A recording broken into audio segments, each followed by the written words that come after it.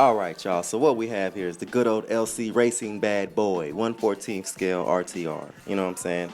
Cool little buggy. Has the 115F digital servo, aluminum chassis, 35 amp ESC, Hobby Wing program. So if you have a Hobby Wing program card, you can rock with that.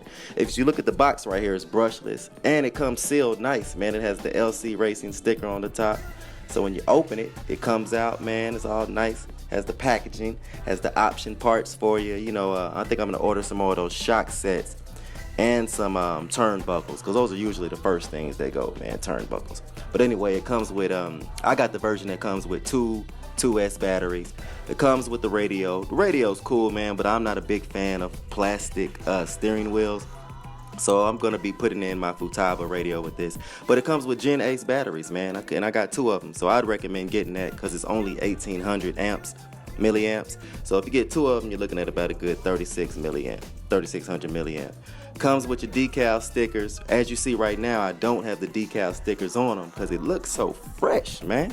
But I'm going to throw a couple of stickers on there real subtly and see what I can do. If you look to the back, you'll see that it has the wing mounted with 4 screws. That's real cool, man. It has detail on the tires. The tires are real good, actually.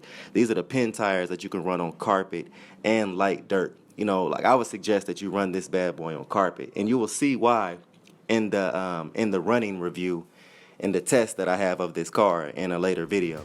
But as you see, man, it's a cool buggy, man.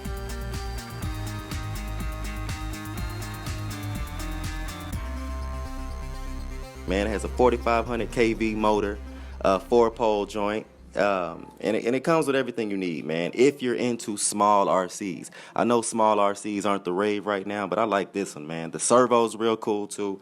The servo, man, it feels as good as a Sabox servo. Now, I may be partial. I may be just saying that because I really like this car, but it's popping.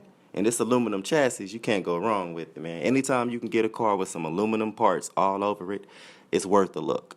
So, without further ado, continue to look at this video, man. Like, share, subscribe on the Kicks and Kits. And stay tuned, man, for when I run this bad boy. Peace.